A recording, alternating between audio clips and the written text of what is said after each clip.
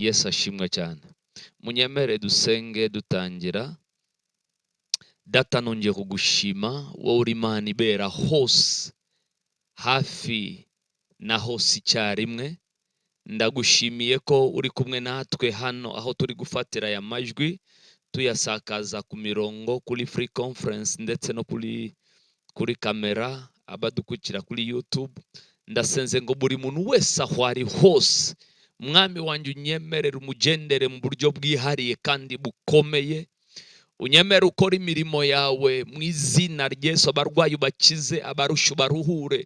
Unyemere buri muntu wese udukurikira aho ari hose, Data, wigaragaze nk'Imana iri hamwe nawe, usubiza cya kindi umuntu adashobora gukorera undi, ukemura, utabara, ukiza, ubohora, urengera, uhembura, wihesha icyubahiro nk'Imana. Nguhaye icyubahiro Papa. Ndakwakiriye muri aya materaniro. Ndasenze ngo uducishe mu cyo ushaka ko kivugwa none, kandi uvugane n'imitima yacu. He kugira umuntu uri busigare uko yari ameze, kandi ureke izina ryo rikomeze rihabwe icyubahiro mu izina rya Yesu Kristo Umwami n'Umukiza dusenze kandi turizeye. Amen, amen, amen.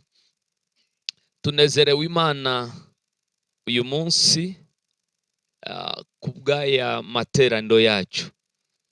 Ubushize twari twavuze ngo turatangira class icyumweru gishize, ariko imyiteguro no gushyira ibintu ku murongo nango byatworoheye, nango byagenze uko twabyifuzaga, ariko ndatekereza ko iki cyumweru class iri butangire neza. Yesu ashimwe cyane. Ikindi cya kabiri, turi mu mpera z'ukwezi uku kwa munane tugusoza, turinjira mu kwezi kwa 9. Nk'umucyo w'itorero turaza gufata amasengesho kuva ku wa 4 kugeza ku cyumweru. Tuzaba dufite amasengesho yo kwiriza ubusa uko dusanzwe tubikora. Ayo masengesho azahera tariki ya 29 kugeza ku cyumweru. Yesu ashimwe cyane. Tuzaba dufite amasengesho yo kwiriza ubusa, dufata amarembo. Abantu bagize umuryango wa Mount Olive si bishyashya, ni umucyo wacu nk'itorero. Ikindi nenda kubwira umuntu udukurikira nuko inyigisho ziri kuri free conference call, kandi turi no kuri YouTube. Umuntu ashobora gukurikira kuri YouTube cyangwa agakurikira kuri free conference call, bijyana n'uburyo ubishoboye, ariko hose aho habiri inyigisho ziraba zitambuka neza. Yesu ashimwe cyane. Mureke tujye mu ijambo ry'Imana. Uyu munsi ndashaka kuvuga ku bihe, ndashaka kuganira ku bihe. Reka dusome ijambo ry'Imana mu gitabo cy'Umubwiriza, ibice 3. Ndahera ku murongo wa mbere. Ibyanditswe byera biravuga ngo ikintu cyose kigenerwa igihe cyacyo, n'icyagambiriwe munsi y'ijuru cyose gifitiye umwanya wacyo. Hariho igihe cyo kuvuka, cyo kurira, n'igihe cyo guseka, igihe cyo kuboroga n'igihe cyo kubyina. Yesu ashimwe cyane. Twakomeza, Bibiliya ikomeza kuvuga ibihe kumugeza ku murongo wa 9. Ibihe. Uyu munsi munyemerere mvuge ku bihe mu magambo atari maremare, makeya, ariko ngambiriye kugira ngo umuntu wese amenye ibihe. Hari amahame amwe aranga ibihe. Imana irema isi n'ijuru yashyizeho ibihe, ishyiraho amanywa, ishyiraho ijoro. Ni ibihe bihora bigaruka, bitajya bihinduka. Ibihe ni kimwe mu bigize ubuzima bwacu. Yesu ashimwe cyane. Haleluya. Igihe, hari ibintu bimwe nshaka ko tuganira tumva ku kintu cyitwa igihe. Ibihe ntibihoraho. Ibihe bihora bisimburana. Nta gihe gihoraho kibaho munsi y'ijuru. Ijoro ryakuryohera byanga bikunze, bugacya ukazinduka ukaraba ujya mu kazi. umunsi wakubera mwiza ariko bukanga bukira. Niko Imana yaremye isi iriho ibihe.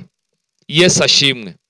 Ariko nshimiye Imana yashizeho ibihe, ariko yo yisigariza ikintu gikomeye, ituye hakurya y'ibihe.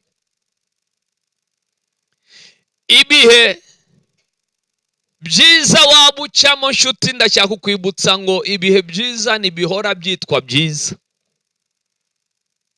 Iyo umuntu ari mu bihe byiza agomba no gutekereza ko n'ibihe bibi bibaho. Niyo umuntu ari mu bihe bibi agomba kugira ibyiringiro yuko ibihe byiza nabyo biri mu nzira bikomanga. Yesu ashimwe cyane. Iyo uri mu bihe byiza ntibiguteze kurangara no gutekereza ko byakurangiranye, ko wowe wagezeyo, kuko ibihe bihora bisimburana. Uretse Imana ituye hakurya y'ibihe, ariko ibihe byo bihora bisimburana. Yesu ashimwe cyane. Hari ibihe turiho duterana mu rusengero turebana, ariko n'ibi bihe duterana tutarebana nabyo byabayeho. N'ibihe byo kongera kwicara hamwe duterana turebana nabyo biri mu nzira bizaza. Nibiba ejo bizaba, niba mu cyumweru gitaha bizaba, ariko ndabizi ko hari igitondo tuzongera nka Mount Olive, nango yashizweho n'umwana w'umuntu icyo gihe kizaba. Hari n'igihe tuzaterana nanone tutari hamwe hano, umuntu ahagaze mu kindi gihugu ukurikira uri hano, cyangwa uri hano bakurikira mu kindi. Ibihe bihora bisimburana. Oh haleluya. Uyu munsi mvuga ku bihe, nifuza ko hagira umuntu unyumva. Yesu ashimwe cyane. Bakundwa, ibihe, kumenya ibihe bitanga ibyiringiro. Kumenya ibihe biragukomeza. Icyo udafite muri iki gihe ntibivuga ko utazakibona. Ibyo utareba muri uyu munsi ntibivuga ko bitazabaho. Ibyo udatunze none ntibivuga ko byahawe akato kugera iwawe. Igihe gisobanura ibintu.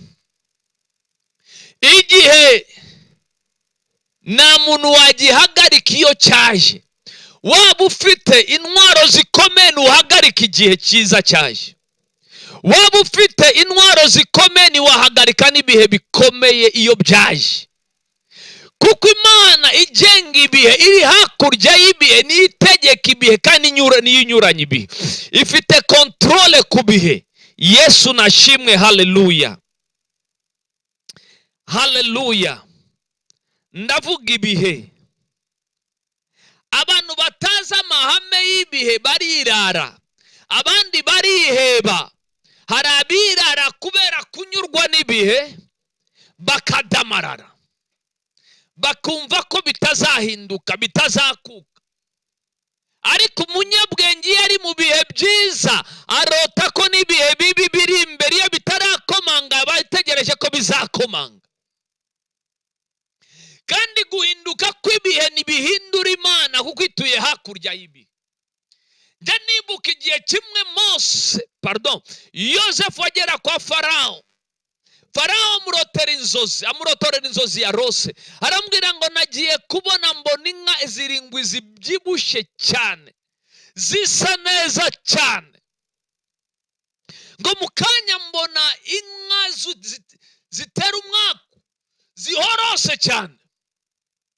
Ngiye kwitegereza hazi igihe za zindi zihorose zimira inka zibyibushye.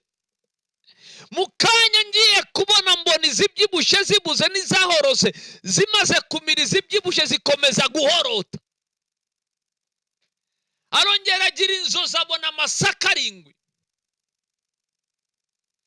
abyibushye, atoshye, ameze neza.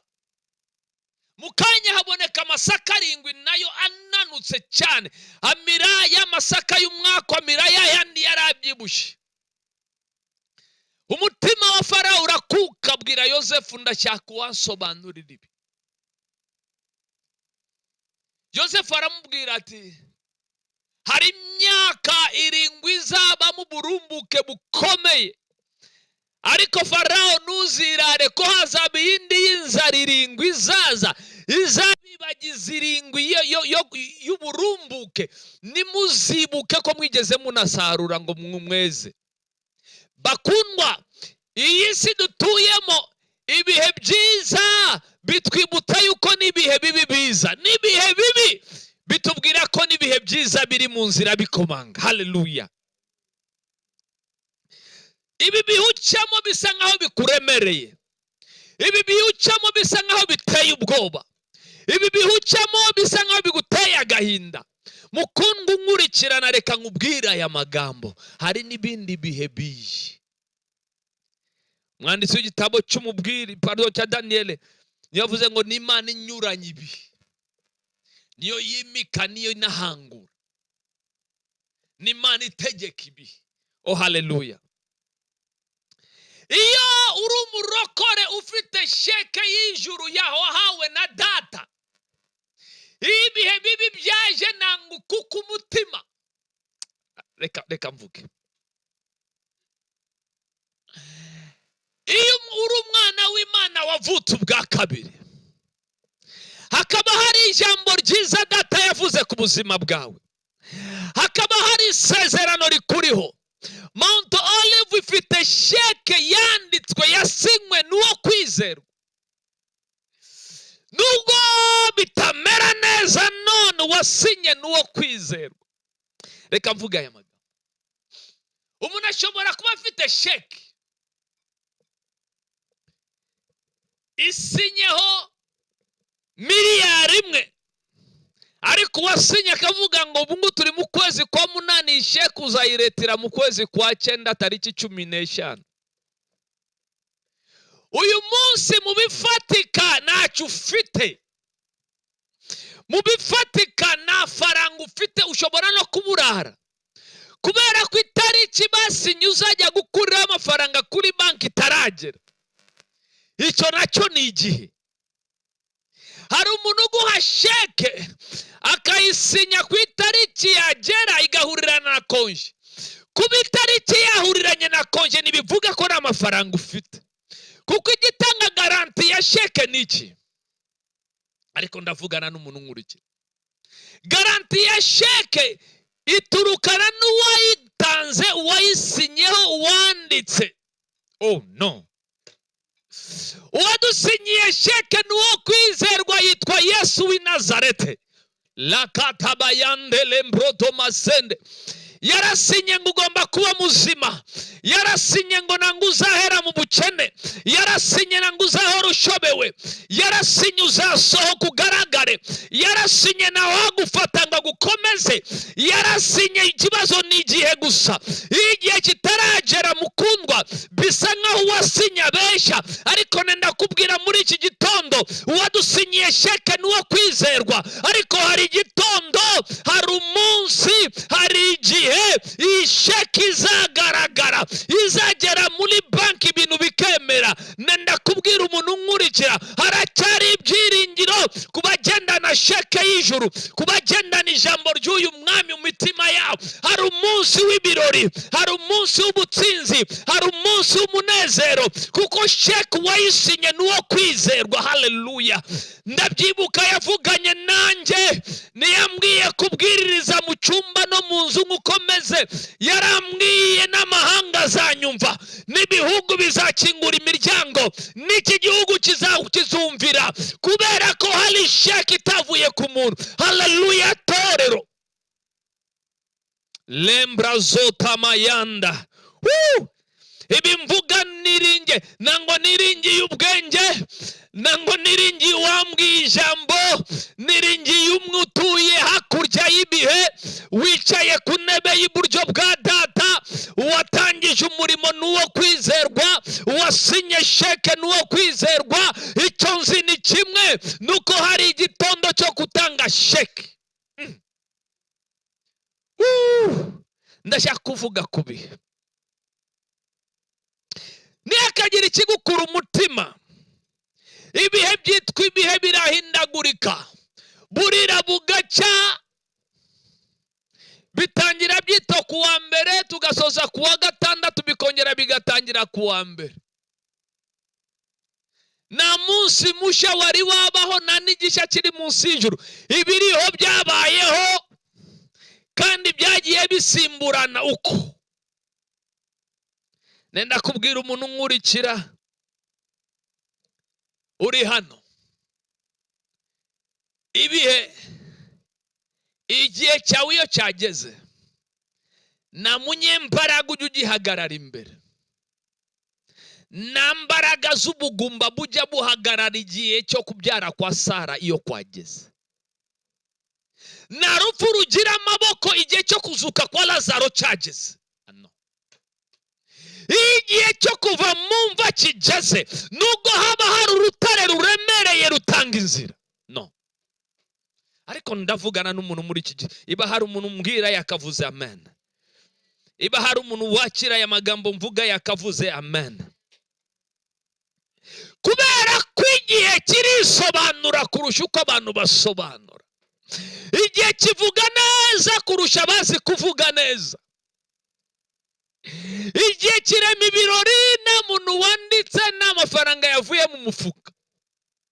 Igihe bwira umuntu ngo igihe, ntihakagire umuntu ugusuzugurira igihe ujye umubwira ngo ni ikibazo cy'igihe. Ariko abanyabwenge bamenya ko no mu bihe bikomeye bamenya yuko hari igitondo. Nashaka kubwira umuntu ngo hari igitondo cyawe, hari umunsi wawe, hari igitondo cya Mount Olive, hari igitondo cy'umukobwa uri muri aya materaniro, hari igitondo cy'umuhungu uri muri aya materaniro. Hari igitondo, navuga ngo ibintu bitatu, reka mvuga ibintu bitatu bigize sheke. Sheke iyo bayanditse, agaciro kayo ni izina ry'uwayisinyeho. Icya kabiri kigize sheke, sheke ni ikiyanditsemo. Ari umuntu nkurikira. Icya gatatu, icyanditse kuri sheke ukibona gusa itari kigeze. Ari umuntu nkurikira. Icya mbere valere ya sheke ni nyiri kuyandika, icya kabiri icyo yashizemo, icya gatatu ni itariki. Iyo wiringiye nyiri kwandika, ijoro ryaba rirerire ariko biranga bigaca bikagwa ku itariki. Ndavuga hari umuntu wabunkurikira. Itariki yawe iyo yageze mwene data, nubwo abanzi barara basabye n'umusada, itariki bakinegeka batatanya. Igihe Hamani yamaze umwaka acurira abayuda kubarangiza, ntibyabujije usinya, ariko uwasinyiye urupfu rw'abayuda ntabwo yashoboraga byose. Ushobora byose wo kwizerwa yari hejuru amutegereje, nawe ashyiraho igihe. Igihe cyabo cyo gutabarwa n'umuswa agira ubwenge. No. Nango Esiteri yari umuhanga wo gusenga, ariko igihe cyo gutabarwa kw'abayuda, uwo ari we wese yatanga inama ya gutabara, uwo ari we wese yatanga inama, yatanga inzira, uwo ari we wese abona inzira y'Imana, uwo ari we wese abona ukuboko kw'Imana. Ndavuga ngo igihe iyo cyageze, nta muswa wongera kuboneka. Umuswa yitwa umunyabwenge. Bwira umuntu uri hafi yawe, umubwirire ngo ukeneye kumenya igihe kandi no kwihanganira gutegereza igihe cyawe. Kubera ko umuntu utihanganira ibihe bimugerageza, ntashobora kubona ibihe byo guseka no kuvuza impundu. Hari umuntu mvugana nawe, ntugahungabanywe n'ibihe byakuguye gitumo, ahubwo ibihe byakuguye gitumo bijye bigutera kunezerwa. Kubera ko yakumenye, yagusinyiye sheke, yakumenye utaraba n'urusoro mu nda ya mama. Kandi ubwo nibwo yasinye sheke y'ubuzima bwawe, ubwo nibwo yasinye sheke y'urushako rwawe, ubwo nibwo yasinye sheke ya. Umva inama Yakobo atanga. bene data mwemere ko ari iby'ibyishimo rwose nimugubwa gitumo n'ibibagerageza bitari bimwe. Mumenye yuko kugeragezwa ko kwizera kwanyu gutera kwihangana, ariko mureke kwihangana gusohoza umurimo wako, mubone gutungana rwose mushitse mutabuzeho na gato. Ibi bihe birasa umurokore wihangana utarekura, umurokore wihangana utabivamo, umurokore wihangana utibaza ngo kubera iki Imana, ahubwo wari ukwiye kwibwira Imana n'icyo umbwira muri iki gihe ngwiriye gukora. Si igihe cyo kubwira Imana kubera iki bibi byabaye, ni igihe cyo kubaza ngo n'icyo unyigisha muri iki gihe, n'iki ngomba gukora muri iki gihe, aho kwitotombera Imana uvuga ngo kubera iki. Kubera iki Imana n'igitungurwa. Haleluya. Numva mfite umunezero wo kubwiriza ubutumwa muri iki gitondo. Umwana wanjye umwe yarambwiye ngo yari afite ubwoba bwo kuzambona mbabaye muri ibi bihe. Ndambwira mwana wanjye ndanezerewe ndishimye, kuko ndabizi ko nibi bingwiririye bimwe ibyiringiro bibindi ikindi gitondo, ibi ngibi bizaba ubuhamya bw'ikindi gitondo utarabona. Haleluya, haleluya. Kandi bimvuga sinikomeza niko kuri, kuko ibineye agahinda sibyo mureba, ikineye agahinda ni bugingo bw'abantu bashobora kurekura muri ibi bihe. Kubera ko ibi bihe ni ubuhamya buzubaka abantu mu bihe bizaza. Haleluya, haleluya, haleluya. Ibihe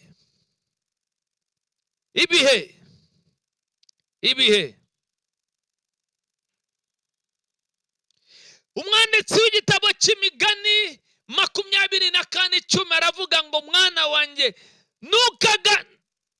nugamburura mu makuba, gukomera kwawe kuba kubaye ubusa. Isi iki gihe cyo kugamburura, iki ni igihe cyo kongera gusenga. Oh no. Usenga wiringiye sheke yasinywe n'uwo kwizerwa. Ni igihe cyo guhagarara umuhanze amaso umutumbiriye kuko arashoboye. Haleluya torero, haleluya bizera, haleluya abana b'Imana. Mbwira umuntu uri hafi yawe, si igihe cyo kugamburura, si igihe cyo gushoberwa, si igihe cyo guhagarika umutima, si igihe cyo gukuka umutima, si igihe cyo kurekura. Iki ni igihe cyo guhagarara, iki ni igihe cyo gusenga, iki ni igihe cyo kubaka amateka azavuga ubutumwa. Iki ni igihe cyo gukomeza kuvuga ubutumwa, cyo gusenga, cyo kubyara, cyo guhindura benshi ku musaraba tutananiwe. Haleluya torero, haleluya. Ndifuza kubona amen y'umuntu. Niki kivuga? Bibiliya iravuga ngo bategereze Uwiteka.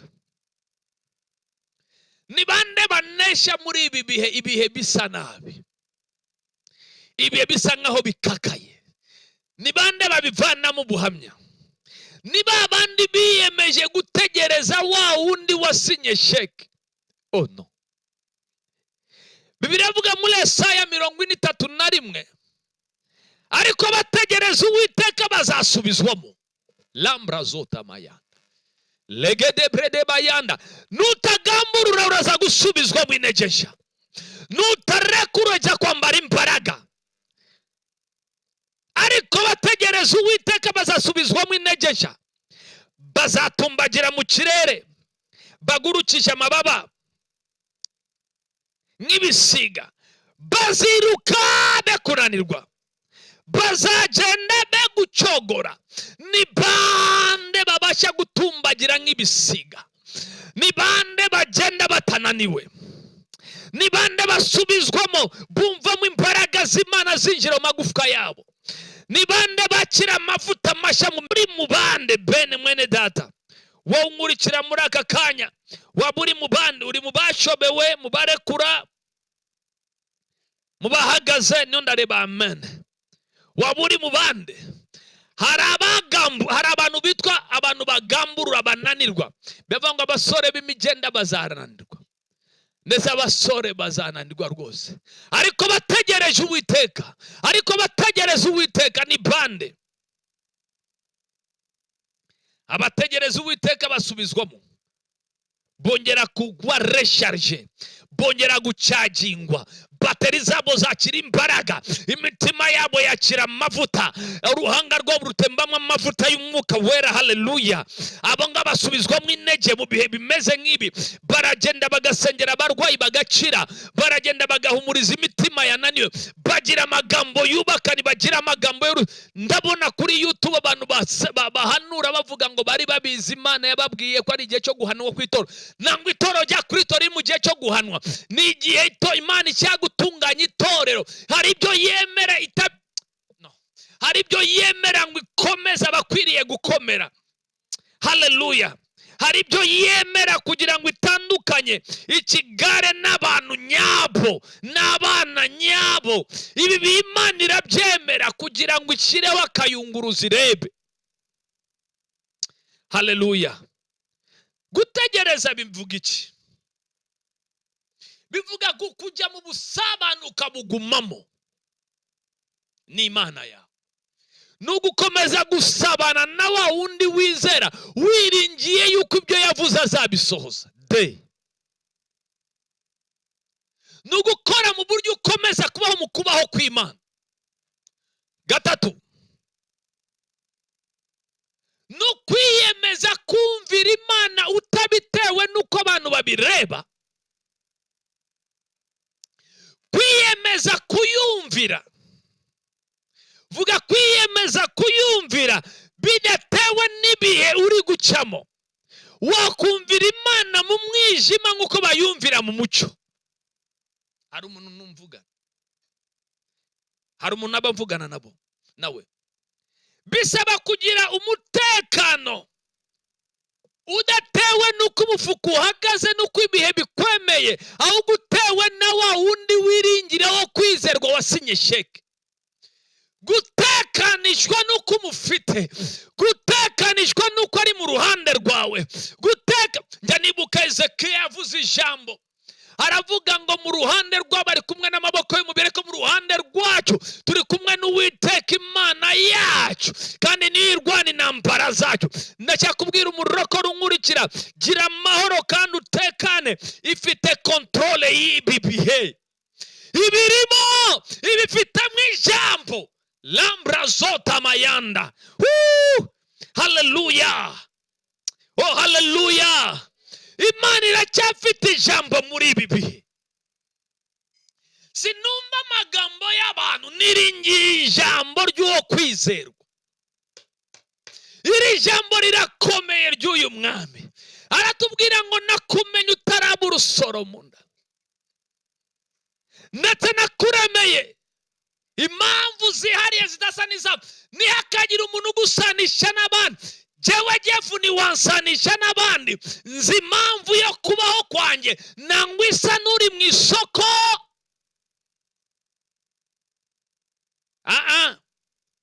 Nanzu isa n'impamvu y'uri mu masoko piganwa, uwo arakora icyo yaremewe. Ariko icyo naremewe ndakizi nikimagazemo, nzagihagararamo bikunda bidakunda, byemera bitemera, kandi ndashima ko bidafite umupaka. Kane, bisaba kugira umutekano. Navuze bisaba kugira umutekano uterwa na wa wundi uri mu ruhande rwawe. Gatano,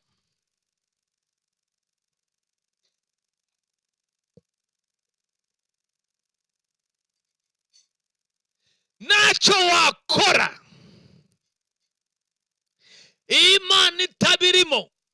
Nuka 300 riteranira mu byumba, bamwe bakurubanwa bakabica imyaka 300, ariko bwanga guhagarara tu. Imyaka 300 batemewe mu masinagogi, batemewe mu mahekalo, batemewe ahagaragara. imyaka 300 bari mu mazu. Muzasoma inzandiko za Paulo, mwandikira itorero ryo mu nzu kwa ibihe. Ariko nanone turi mu bihe ibihugu byemera ko dukora ku mugaragaro, nubwo akagahe naho karimo. Haleluya, haleluya, Yesu ashimwe. Ibihe ntacyo wakora itabirimo. Iki ni igihe cyo kuyireba ngo ikore, natwe tuzayihimbaza. Ibukunda itoro rya Kristo ni igihe cyo kujya kwegera Imana, ugakora ikintu gituma Imana ibyivangamo. Kandi nta kindi uretse gusenga no kwitabaza. Iba hari ukunda Imana, ni igihe cyo kuborogera Imana ngo abe ari ikora, ko ntacyo wakora itabirimo. Vuga ngo ntacyo wakora itabirimo. Naringeze ku cyakangaye cya 6. Igidutera ikintu umuntu utegereza Imana agomba guhagararaho kikamubera igishikamutima, kikamubera inkingi yegamiraho, ni umutekano yuko itashobora kugukoza isoni. Nishobora gukoza itorero rya isoni. Nango uwo yakoye ku musaraba. Erega itorero n'umugeni n'umugore wakowe. Waruzi ko wakowe amaraso, nawe uri itorero rya Kristo. Nishobora kugukoza isoni. Nubwo intambara zaba, nubwo ubukene bwatera, nubwo ubushobozi bwabwo budahari, nishobora kugukoza isoni, nizadukoza isoni. Oh, haleluya. Iyo uri muri ubusabane, gukorwa n'isoni nangwa ari umugabane.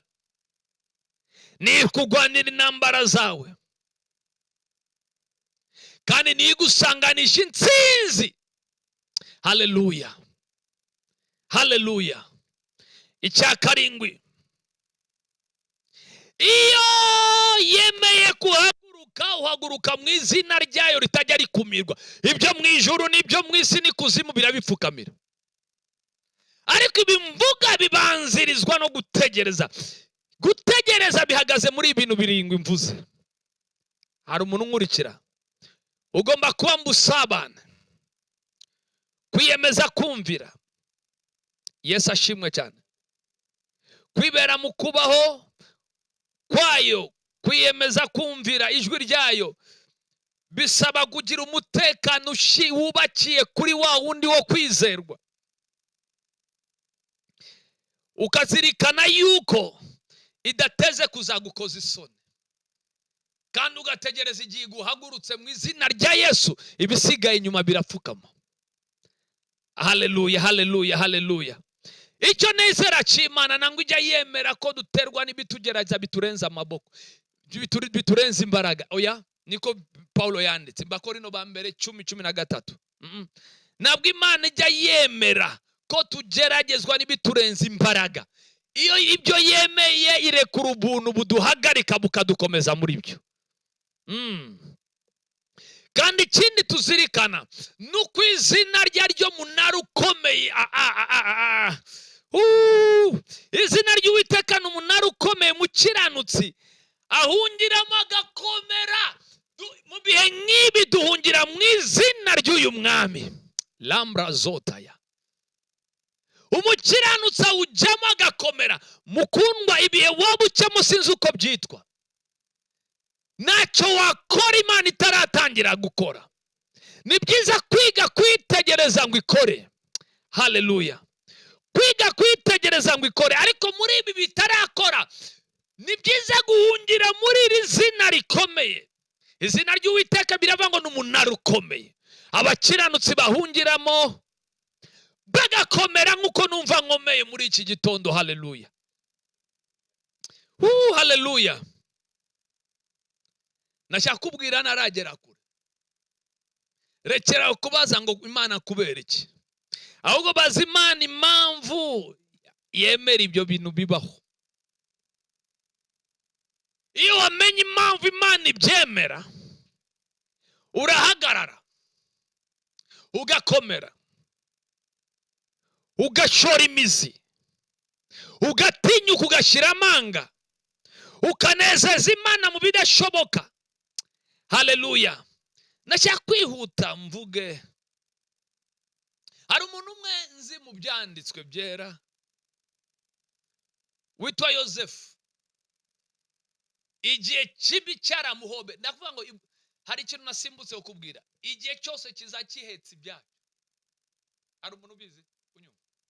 Hari igihe kiza gihetse guseka, hari igihe kiza gihetse gukuka umutima, hari igihe kiza gihetse ubwihebe, hari igihe kiza gihetse agahinda.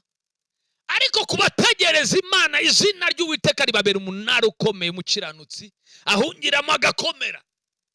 Murangurikira, igihe kimwe cyateye umugabo witwa Yosefu, yari mu nzu y'imbohe. Agiye kwinyeganyeza gutya yumva amavuta y'Imana akimuriho, ariko agiye kubona abona igikuta kiracyafunze, imiryango idadiye neza, ibihindizo biriho n'ibyuma bifunze.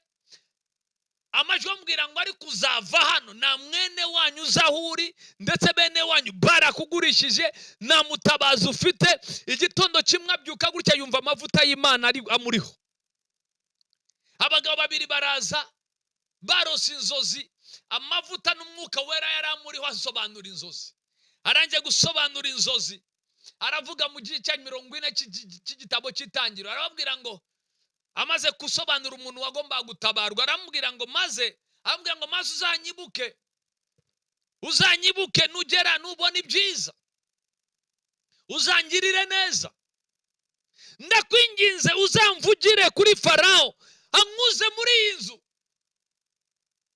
Uzanyibuke nubona ibyiza, uzamvugire kuri Farawo, kuko umuntu yamfunze yitwa Potifa, n'umukuru w'ingabo zirinda Farawo. Ariko Farawo wavuze Potifa azatera isariyuti. Uzamvugire kuri Farawo nugerayo uzamvugire kugira ngo ankure muri iyi nzu.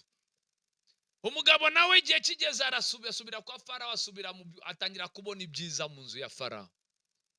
Yamaze imyaka 2 yibagiwe Yosefu kugeza igihe cya Yosefu kigeze. Igihe cyawe kigeze nawe ukwibuka. Iyo kitaragerana n'uwo wagiriye neza nakwibuka, kandi n'udashaka kugirira neza arakwibuka iyo gihe cyageze. Ariko ndavugana n'abanyu,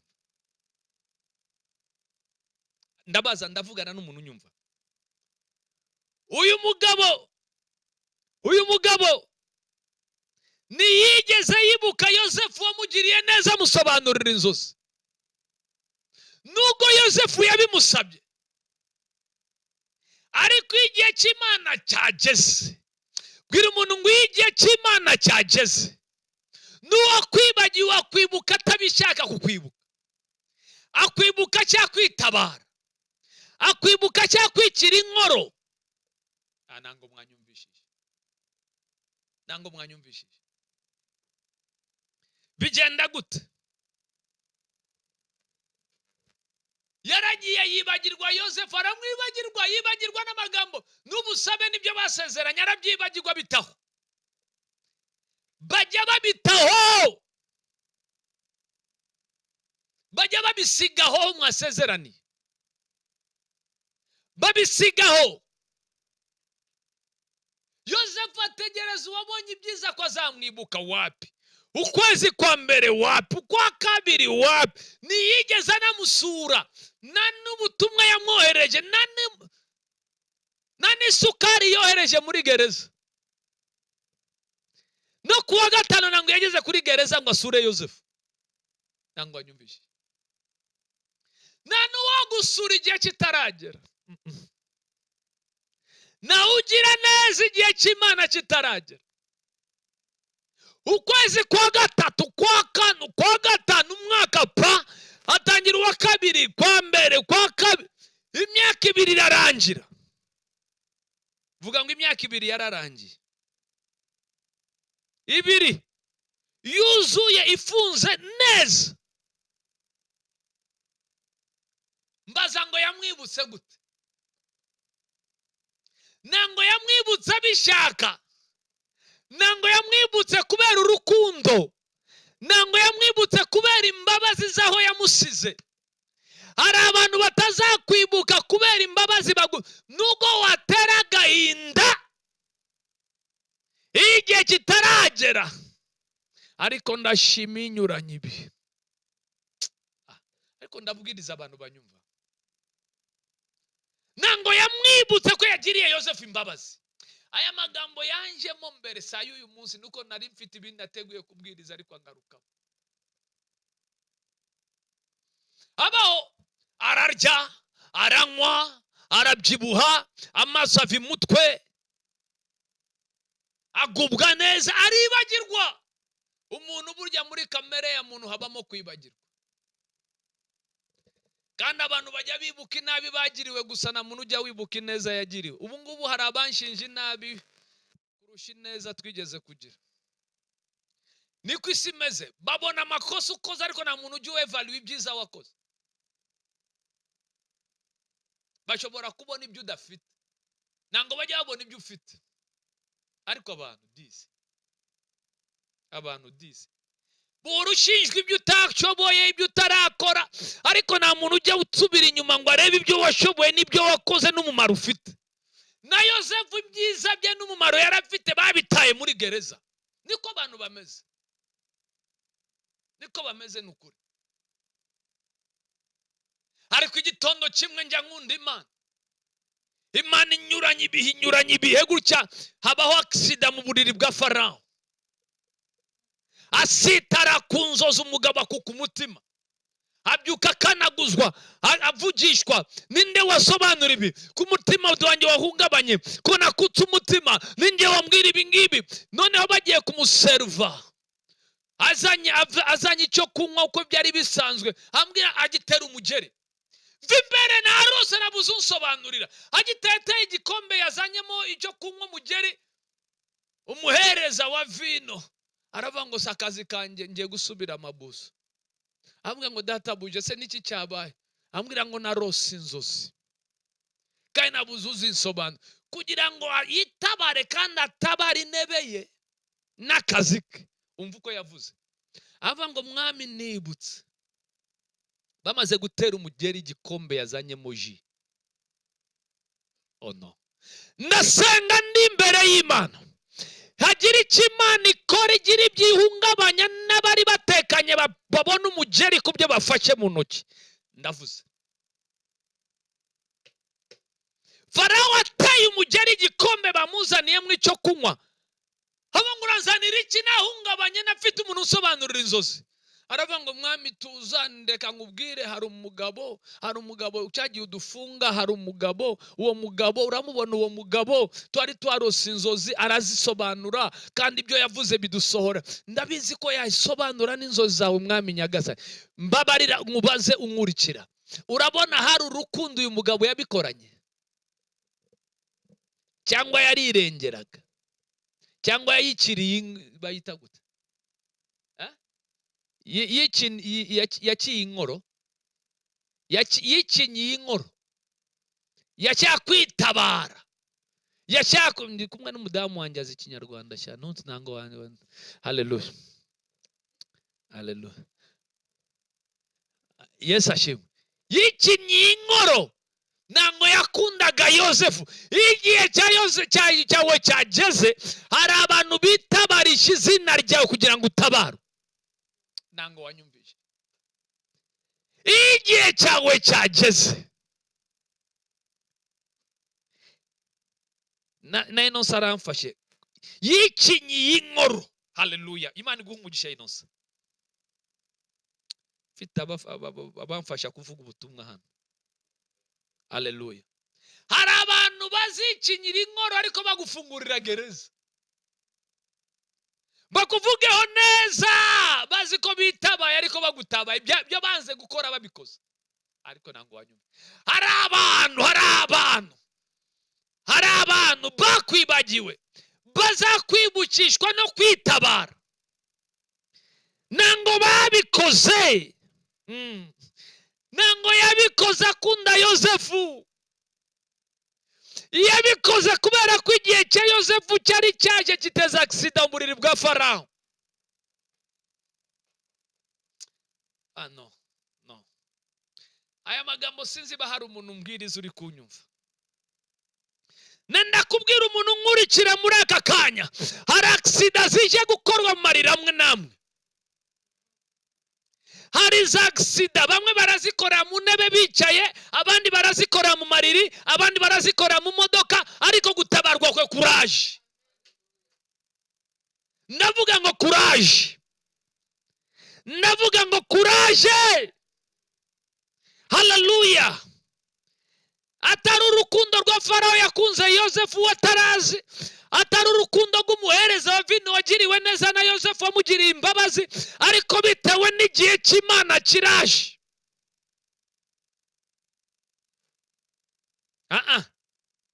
Hari abantu batabarwa umuntu agasigara avuga ngo erega nijye wabibwiye Farawo, wabimubwiye bigenze gute? Akazi kawe kari kubita imbehe yawe ubonaga ko bigiye kubika. Ubonye ko igiye kubika umuvuga waranze kumuvuga. Ndasenze ngo n'abadashaka kuvuga neza bakuvuge neza, n'abadashaka kuguhamiriza neza babikore, n'abadashaka kukwemera babikoreshwe nayo. Igihe cy'Imana kizana umushiti kinyeganye. Njya nibuka ijambo riri muri Agayi 1:5 ngo nzanyeganyeza amahanga, nzana ibyifuzwa n'amahanga kugira ngo iyi nzu izaba nziza kurusha iya. Imana inyeganyeze, izana igihe kinyeganyeza ibintu bigende bicurama bikugana mu izina. Hallelujah, hallelujah, hallelujah. Imana ya Isirayeli ishimwe. Hallelujah. Nango uyu mugabo yakunze Yosefu, ahubwo ni igihe cya Yosefu kitabariye Yosefu. Hari umuntu mbaza wibaza bwawe n'imitekerereze yawe n'uburyo wibwira ibintu uko bigenda, ariko irabikora neza. Iyo niyo kwizera yasinye sheke irateza inzozi zita. Bamwe babuze ibitotsi, abandi kabateza kurota. Ariko muratekereza Hamani utanga inama y'igare ryiza Moridekayi bugendemo n'ikanzu ari bwambara uriya muri kiriya gitondo. Iyo igihe cyageze uzi ko Hamani aguhitiramo igare ryiza uri bwicaremo, kandi akibagirwa ko asize ashinze igiti hariya. Ariko ndavugana n'abantu. Iyo igihe cyageze uwagushingiye igiti ari bukumanikeho mu mwanya muke usigaye, igihe cyageze kimutegeka ihindura ururimi rwe agaguhitiramo igare. Umwami yabaza ngo uriya muntu ngo agende mu igare ry'umwami ririmo ikirangantego cy'umwami, yambara ikanzu y'umwami, yambara impeta y'umwami, yambara ingofero bigenda gute? Igihe cyageze kije kinyeganyeza ibintu, n'abanzi bagukora bidatewe nuko bagukunda. Niyo mpamvu guhakwa ku bantu kuvuna kurusha guhakwa ku Mana. Itegeka ibi. Oh no. Ariko ndabwiriza abantu banyumva. Umunyabwenge agomba kumenya uburyo ibyo ashora mu busabane bwe n'Imana, kuko iyo wayihatsweho neza ikoresha abatabishaka n'ababishaka. Yesu ashimwe. Hallelujah. Moridekayi, ariko tekereza Hamani avuga ngo mwami yakanzu yawe nziza cyane ujya wambara rimwe na rimwe utakunze kwambara, irimo ibirangantego byose by'ubwami, ibyo nibyo akwiriye kwambara. Umwami aravuga ngo ibyo ni igihe cya Hamani, cya Moridekayi. Genda umushake Moridekayi uzubikore gutyo umwambike, hanyuma utegura igare urishireho, kandi kugira ngo bigaragare ko ari igihe wabikoze. Hamani niwe nkunda cyane, genda uvuga ngo aranduta. Igihe ndagikunda igihe cyatumye umugabo wibagiwe mugenzi we, inshuti ye, uwo babanye mu nzu y'igihano, amwibagirwa imyaka yanga no kumuvuga na rimwe ibwami, yanga no gutanga. Uzi ko hari igihe abantu banga no gutanga ubuhamya kugira ngo batazavuga ngo urakomeye. Hari igihe ubuhamya butanga umuntu atabishaka. Imana ya Isirayeli ishimwe. Ariko nenda kubwira umuntu ngo humura, igihe cyawe kiraje. Bwira umuntu ngo humura, igihe cyawe kiraje. Uyu munsi ndashaka kugarukira hano. Reka mvuga ibi. none hari umuntu mbaza si igihe cyanjye cyo kizaza ryari pastor? Kuvuga igihe cyo kizaza ryari? Reka nkubwire igihe. Daniel 2:21 niyo inyuranye ibihe n'imyaka, niyo yimura abami imikabandi, igaha abanyabwenge ubwenge, n'abazi kwitegereza ikabaha kumenya. Niyo ndashaka ijambo rimwe gusa ngo niyo inyuranya, bivuga ngo ibihe biri mu mufuka w'ibumoso ibindi bikaba mu w'iburyo. Iyo igezeho ishobora kubivana iburyo ikabijyana ibumoso. Nango wanyumvishije? Abarokore nabo. Igitondo kimwe nyuma y'amezi 12 Hamani yageze ku byo yari akigambiriye kugeraho. Ibihe bye biragera disi. Ageze ibwami baramwumvira disi. Bagiteka ryo kurimbura Abayuda niyo nkani. Barabamara babakiraho iteka. Birarangira abantu bavuza induru bategereza itariki yo kubanyonga bose. Ariko itariki itaragera, Mordekai abwira Esther, ambwira ngo ntacyo wakora, ndambwira ngo ibi ngibi biri mu mufuka wa nyiribihe. Reka tujye kumushaka. Vuga ngo tujye kumushaka. Bajya gushaka nyiribihe. Nyiribihe arabyumva. Nyuma y'iminsi 3 anyuranye ibihe. Hamani agitegereje ko ibihe bye byenda gusohora byo kunyonga Abayuda, agiye kubona atungurwa bamwigaranzuye. Kuko Imana nangwa igengwa n'amatariki yawe nuko bwije nuko bwakeye. Ituye hakurya y'ibihe itegeka ibishobora kugarura bimwe ikihutisha ibindi. Yeze kugarura ibya Sara byari byamucitse mugara ku myaka 21 arasama arabyara. Nango mwanyumvishije?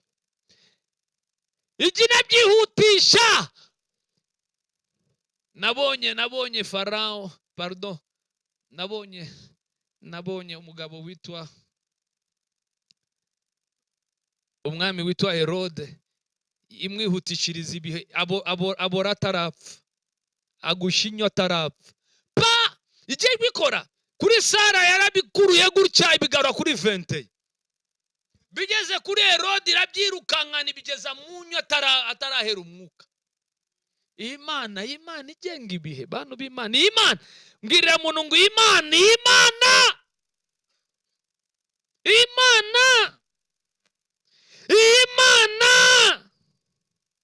iyo kwizerwa, yihutisha ubukwe bwawe, yihutisha akazi kawe, yihutisha gukira kwawe.